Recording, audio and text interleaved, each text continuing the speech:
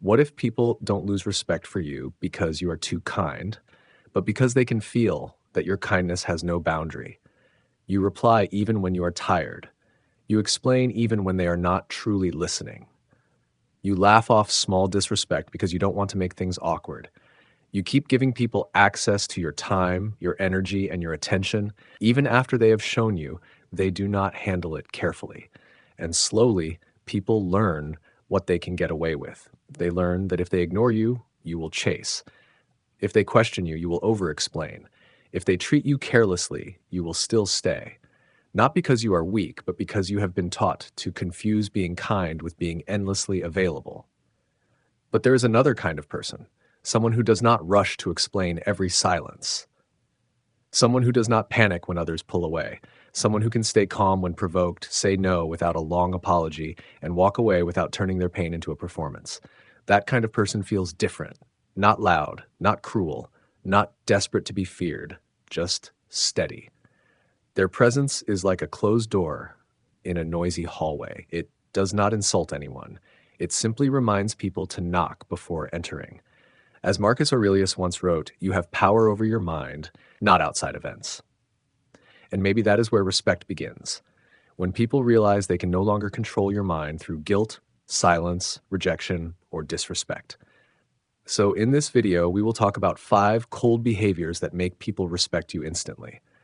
Not because these behaviors make you heartless, but because they show people that your peace has limits, your attention has value, and your kindness is no longer something they can use without responsibility. And if this message speaks to you, leave a comment with one word, control.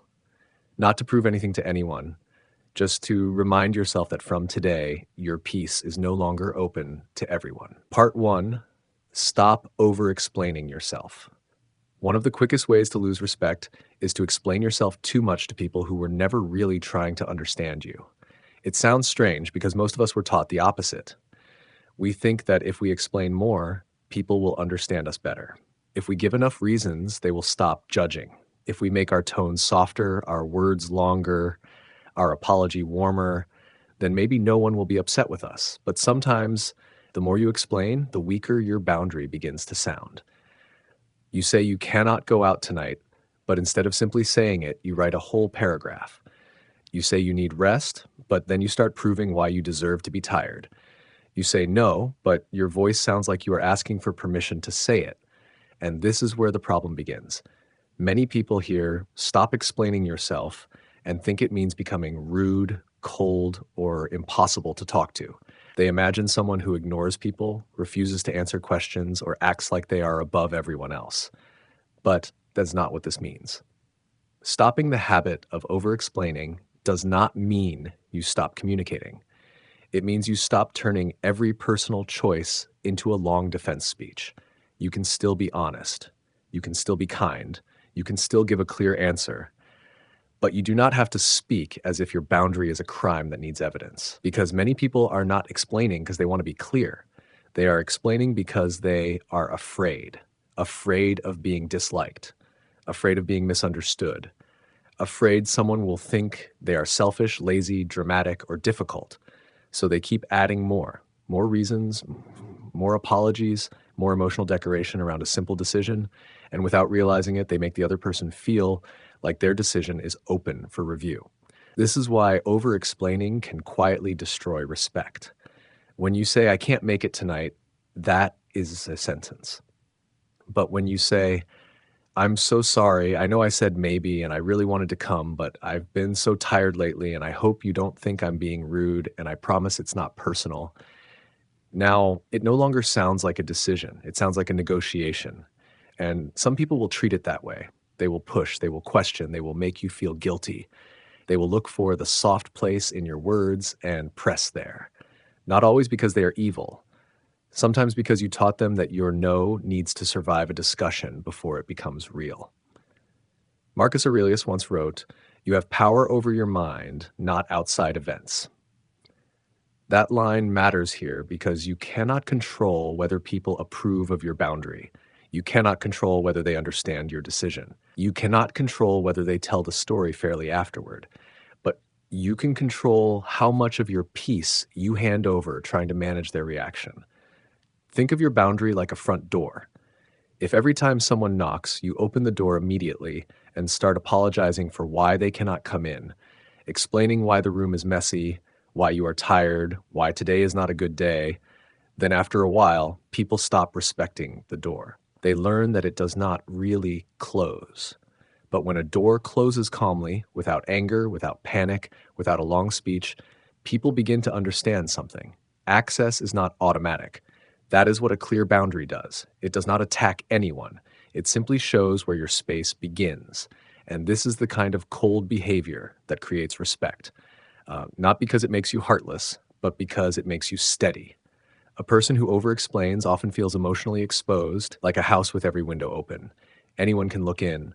Anyone can comment. Anyone can question what they see. But a person who speaks clearly and stops there feels different. There is a calm weight in their words.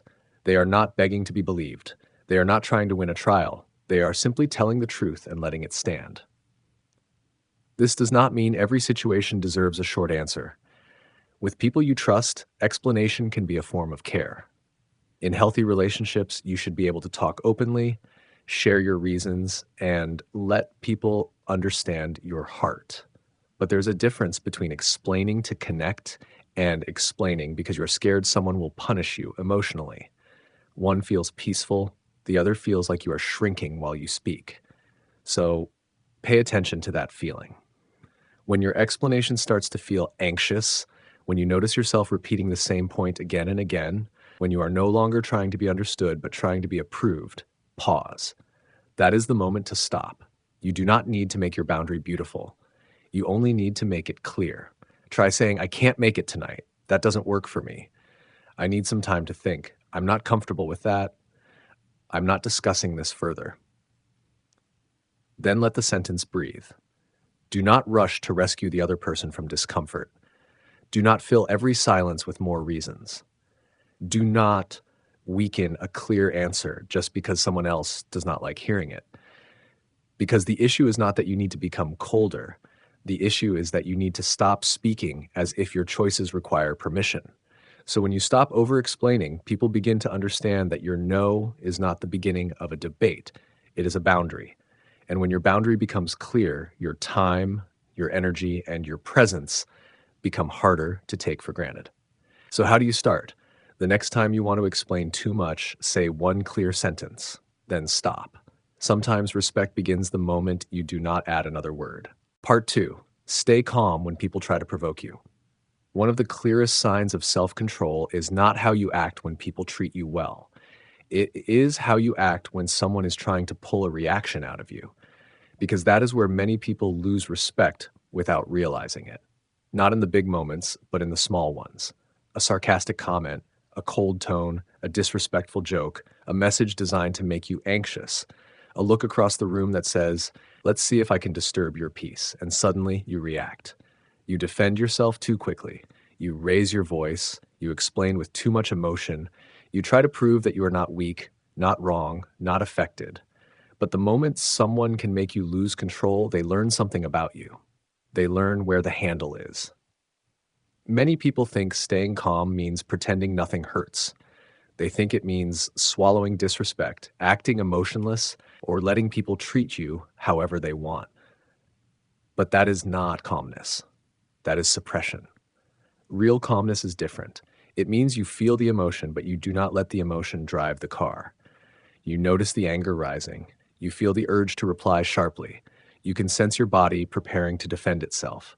But instead of giving the other person the exact reaction they came looking for, you create a small space between what they did and what you do next. And that space is power, because provocation only works when it makes you predictable. If someone knows that one comment can make you explode, they can control the room through your reaction. If they know silence makes you panic, they will use silence like a leash. If they know disrespect makes you desperate to prove yourself, they will keep giving you just enough disrespect to keep you emotionally busy. That is why calmness can feel cold, not because you have no feelings, but because your feelings are no longer public property. Seneca once wrote, "The greatest remedy for anger is delay. That sentence is simple, but it holds a deep truth. Delay does not mean weakness. Delay means you are refusing to hand your nervous system to someone who only wanted to disturb it. You are giving yourself time to choose a response instead of becoming a reaction. Think of it like a lake. If every small stone creates a storm, anyone can control the water. But when the lake is deep, a stone may touch the surface, yet it cannot reach the bottom. People may still throw words at you. They may still test you. They may still try to make you step out of character. But depth keeps you from becoming a wave every time someone wants movement. This is where respect begins to shift. When you stay calm under pressure, people start to understand that you are not easy to play with. They may not like it. They may even try harder at first. But they notice that their usual methods do not work on you anymore. A rude comment does not make you perform anger. A cold reply does not make you beg for warmth. A public insult does not make you embarrass yourself trying to win the room back. You simply pause, and sometimes that pause says more than a long argument ever could. This does not mean you should let disrespect continue. Staying calm is not the same as staying available. You can be calm and still leave. You can be calm and still say, "Don't speak to me like that." You can be calm and still decide someone no longer deserves access to you. The point is not to become passive. The point is to stop giving people control over your emotional weather. Because some people are not looking for a conversation. They are looking for proof that they can still affect you. They want the old version of you, the version that reacted immediately, the version that explained while angry, the version that lost sleep over a sentence someone said without thinking. And when you do not give them that version, the dynamic changes. They are left standing there with a weapon that no longer works. That is why calmness feels so powerful. It makes manipulation lose its grip. It makes disrespect look smaller. It makes your presence heavier because people realize they cannot drag you into every emotional game. So when someone tries to provoke you, do not rush to prove you are strong. Strength does not always need volume. Sometimes strength looks like breathing before answering. Sometimes it looks like looking at someone quietly and saying, "I heard you." Sometimes it looks like not replying until your mind is clear. Sometimes it looks like walking away while the other person is still waiting for the explosion they expected from you. Because the issue is not that you need to become colder. The issue is that you need to stop letting every careless person decide the temperature of your inner world. So when you stay calm during provocation, people begin to understand that your emotions are not buttons they can press whenever they want. Your peace is not available for their entertainment, and your reaction is no longer something they can collect from you on demand. So, how do you start? The next time someone says something just to disturb you, do not answer immediately. Take one breath, let the silence sit for a moment, then ask yourself, is this worth my peace? If the answer is no, keep your calm and move accordingly. Sometimes the coldest thing you can do is not attack back, it is to remain untouched. Our part 3, don't chase people who pull away. One of the fastest ways to lose respect is to chase someone who is using distance to control you. It sounds painful because most people do not chase out of weakness. They chase because they care. They chase because silence makes them anxious. They chase because when someone suddenly becomes cold, distant, or unavailable, something inside them starts looking for what went wrong. So they send another message, then another. They replay the last conversation. They wonder if they said too much, not enough, the wrong thing, the wrong way. They begin to shrink themselves, soften themselves, and offer more attention to someone who is giving them less. And that is the trap. Many people think not chasing means becoming heartless. They think it means you stop caring, stop loving, or act like people are disposable. But that is not what this means. Not chasing does not mean you have no feelings. It means you do not reward confusion with desperation. There is a difference between giving someone space and running after someone who is using space as a weapon. Some people pull away because they genuinely need time. That deserves respect. But some people pull away because they want to see what it does to you. They want to know if their absence can make you panic. They want to see how quickly you will abandon your dignity just to bring their attention back. And once they see that you will chase, they learn something important. They learn that distance works. They learn that silence can make you smaller. They learn that withdrawal can make you explain. They learn that if they disappear for long enough, you will start negotiating against yourself. This is how respect quietly disappears. Not because you love too much, but because you placed your peace in the hands of someone who was not holding it carefully. Epictetus once said, "No man is free who is not master of himself." And this is where that line becomes real. Because freedom is not just about doing whatever you want. Sometimes freedom is the ability to sit with discomfort without immediately trying to fix it. It is the ability to feel someone pulling away and not run after them like your worth is leaving with them. Think of your attention like a flame. When someone values it, that flame brings warmth. It lights the room. It becomes something shared. But when someone plays with it carelessly, constantly moving closer and then farther away, feeding you warmth one day and coldness the next, your flame starts burning in the wrong direction. Instead of lighting your life, it starts consuming you. A self-respecting person learns to protect that flame. They do not pour more energy into someone simply because that person has become less available. They do not treat distance as a command to perform harder. They do not mistake anxiety for love or inconsistency for mystery. They pause. They watch. They let the other person's actions speak without rushing to cover the silence with their own fear. Because sometimes when people pull away, the best thing you can do is not chase them. It is to let the distance reveal the truth. If someone needed space, they will return with clarity. If someone was testing your insecurity, they will become frustrated by your calm. If someone was only present when you were easy to control, your stillness will expose that. This is why not chasing feels cold. It removes the reward from emotional games. It tells people quietly but clearly that your attention is not something they can activate by withdrawing. Your care is real, but it is not desperate. Your heart may be open, but your self-respect is not for sale. And that changes how people see you. When you stop chasing, people begin to understand that your presence is a choice, not a dependency. They realize that if they step away from you, you will not collapse at their feet. You may care, you may feel it, you may even miss them, but you will not lose yourself trying to keep someone who is comfortable making you feel uncertain. This does not mean you should never reach out. Healthy relationships require effort. Sometimes people are overwhelmed. Sometimes silence is not manipulation. It is exhaustion, stress, or fear. If someone matters to you, one honest message can be kind. But after that, watch what happens. If you have communicated clearly and they still keep you in confusion, do not keep knocking on a door that keeps opening only enough to keep you waiting. That is not connection. That is control. And the issue is not that you need to become colder. The issue is that you need to stop letting someone's distance decide your value. So when you stop chasing people who pull away, they begin to understand that your peace does not run after anyone. Your attention cannot be dragged around by silence. And your love, no matter how sincere, will not be used as a leash around your own dignity. So how do you start? The next time someone pulls away, do not panic.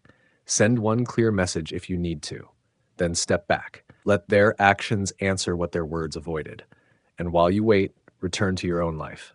Eat well, sleep, work, breathe. Do not let one person's silence become the weather of your entire inner world. Sometimes the most powerful thing you can do is not hold tighter. It is to loosen your grip and see whether anything real remains. Part 4. Speak less and observe more. One of the most underrated cold behaviors that makes people respect you is learning to speak less and observe more. It sounds simple, almost too simple, because most people think respect comes from speaking well, having the best answer, making the sharpest point, filling the silence before it becomes uncomfortable, proving that they are smart, interesting, confident, and worth listening to. So they talk, they explain their plans too early, they share their opinions too quickly. They reveal their emotions before they understand them. They tell people what they are building, what they are afraid of, who hurt them, what they want, what they regret, and what they are going to do next. And sometimes, without realizing it, they give away too much. Many people here speak less and think it means becoming quiet because you are afraid. They think it means hiding your personality, holding back your truth, or acting mysterious just to impress people. But that is not what this means. Speaking less does not mean you have nothing to say. It means you stop giving your words to people and situations that have not earned them. There is a difference between silence that comes from insecurity and silence that comes from self-control. One is afraid to speak. The other is choosing not to waste energy. One hides because it feels small. The other observes because it is steady. And people can feel the difference. When you speak too quickly, you often give others your map before you know where they stand. You tell them what affects you, what excites you, what disappoints you, what you are planning, what you are unsure about. And in the wrong hands, even honest words can become tools. Someone who envies you now knows what dream to quietly discourage. Someone who competes with you now knows what success would make you happy. Someone who manipulates emotions now knows exactly which wound to touch. This is why observation matters. It gives you time to see people before you give them access to you. Epictetus once said, "We have 2 ears and 1 mouth so that we can listen twice as much as we speak." And in real life, this is not just a polite quote. It is protection. Because when you speak less, people reveal more. They reveal how they talk about someone who is not in the room. They reveal how they react when they do not get attention. They reveal whether they listen, interrupt, compete, mock, exaggerate, or turn every conversation back to themselves. Silence gives people space to show you who they are. Think of yourself like a quiet lake at night. If the surface is always disturbed, you cannot see what is underneath. But when the water becomes still, everything reflects more clearly. The moon, the trees, the shadows at the edge, the things that were always there but impossible to notice through constant movement. Your mind works the same way. When you are always talking, reacting, explaining, and filling the air, you miss details. You miss the tone behind someone's words. You miss the hesitation before they answer. You miss the way their face changes when someone else succeeds. You miss the small contradiction between what they say and what they actually do. But when you slow down, you begin to see. And once you see, you move differently. This is why speaking less can feel cold to others. They may be used to getting immediate access to your thoughts, your feelings, your plans, and your reactions. So when you become more selective, they may call you distant. They may ask why you are so quiet. They may feel uncomfortable because your silence no longer gives them easy information. But your silence is not there to comfort everyone. It is there to protect your clarity. Of course, this does not mean you should become closed off with people who love you. Warm relationships need openness. Real connection requires honesty. There are people who deserve your stories, your laughter, your strange thoughts, and your unfiltered truth. But not everyone deserves the full version of you. Some people only deserve your manners. Some people only deserve your distance. Some people only deserve a simple answer, not an open door into your inner life. And learning the difference is part of self-respect. The issue is not that you need to become silent everywhere. The issue is that you need to stop treating every room like it is safe enough to hold your truth. So when you speak less and observe more, people begin to understand that your words have weight. You are not speaking just to be seen. You are not revealing yourself just to be accepted. And you are not handing out access to your inner world just because someone asked casually. That is when respect begins to grow, because people value what is not constantly available. So how do you start?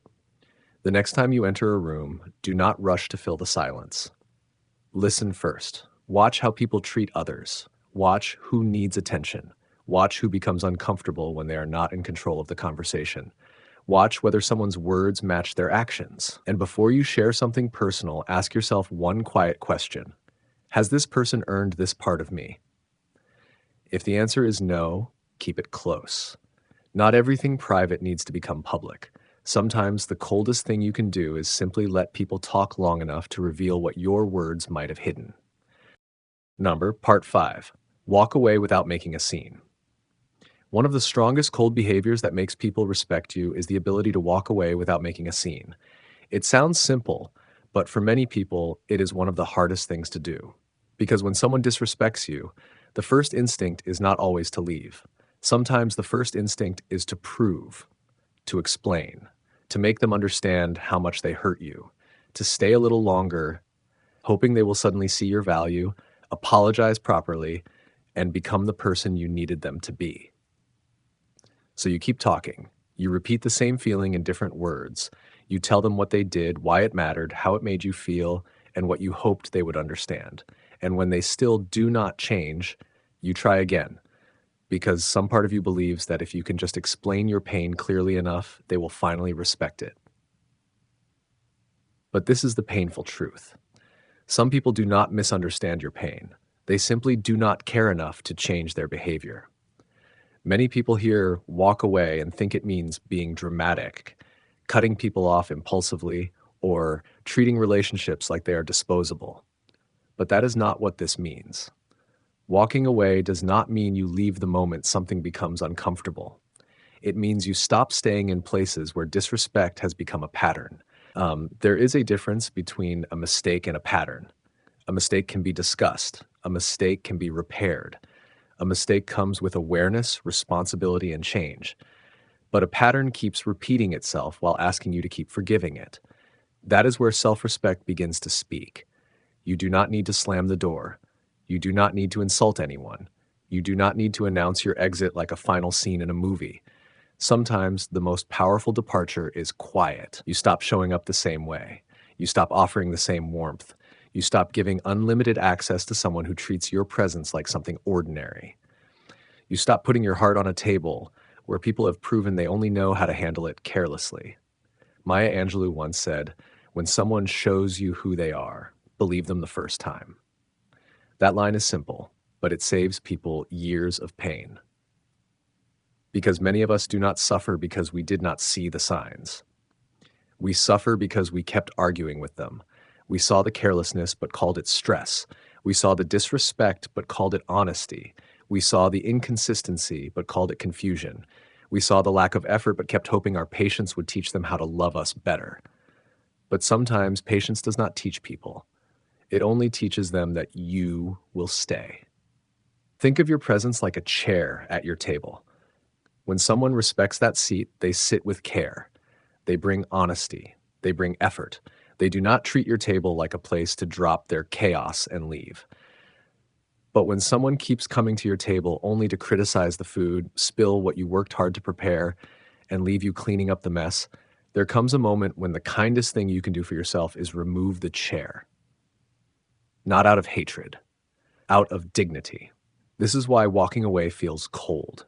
It removes access. It tells people that your presence is not guaranteed just because you once cared. It shows them that love may make you patient, but it will not make you endlessly available for disrespect. It reminds them that if they continue to mishandle you, they do not get to keep experiencing the full version of you. And that changes the way people see you. Because people often take for granted what they believe cannot leave. They become careless with the person who always stays, always forgives, always explains, always returns, always gives one more chance. But when you walk away calmly, without begging, without shouting, without trying to destroy them on the way out, they feel the weight of what they lost. Not because you forced them to, because your absence finally said what your words could not. This does not mean every conflict requires distance. Some relationships deserve repair. Some people make mistakes and truly grow. Some conversations are hard but necessary. Walking away should not become an escape from every uncomfortable moment. But when you have spoken clearly, when you have given chances, when the same wound keeps reopening in the same place, you have to ask yourself a hard question. Am I staying because this can still be healed? Or because I am afraid to lose what is already hurting me? The issue is not that you need to become colder. The issue is that you need to stop proving your value to people who keep benefiting from your inability to leave. So when you walk away without making a scene, people begin to understand that your peace is not something they can keep damaging and still expect your presence. They realize that your kindness has a limit, your patience has an ending, and your dignity will eventually choose silence over repeated disrespect. So how do you start? Start small. Stop explaining the same hurt to someone who has already heard it. Stop returning to conversations that only leave you feeling smaller. Stop giving full access to people who only respect you after you threaten to leave. And when the moment comes to step back, do it calmly. No performance, no revenge, no long speech, just a quiet decision that says, I no longer stay where I have to beg to be treated with care. Conclusion: 5 cold behaviors that make people respect you instantly. Being cold does not mean becoming cruel. It does not mean losing your warmth, closing your heart, or treating people like they do not matter. It simply means you stop giving unlimited access to people who have not learned how to respect what they receive from you. Because sometimes respect does not disappear in one big moment. It disappears slowly. Every time you explain when you already gave a clear answer. Every time you react because someone knew how to provoke you. Every time you chase someone who pulled away just to see if you would panic. Every time you speak too much in rooms that were never safe for your truth. Every time you stay too long where your presence is treated carelessly. And little by little, people learn what they can do without losing access to you. That is the real problem. Not that you are too kind, not that you care too much, but that your kindness has sometimes been left without a gate. So these 5 behaviors are not about becoming heartless. They are about becoming harder to misuse. You explain less, so your boundaries become clearer. You stay calm, so people cannot control you through reaction. You stop chasing, so your value is no longer tied to someone else's distance. You speak less, so your words and your inner world carry more weight. And you walk away quietly, so people understand that your presence is a choice, not a guarantee. That is when respect begins to change. Because when people feel that you are no longer desperate to be understood, chosen, included, or approved of, they begin to handle you differently. Your peace becomes less available, your attention becomes more valuable, your silence becomes harder to ignore. So how do you start? Start with one behavior. The next time you want to over-explain, pause. The next time someone provokes you, breathe before you answer. The next time someone pulls away to control you, let the distance speak. The next time you enter a room, listen before you reveal. And the next time disrespect becomes a pattern, leave without making a scene. If this message reminded you that your peace is worth protecting, write one word in the comments: control. Not to prove that you are cold, but to remind yourself that from today, your kindness will have boundaries.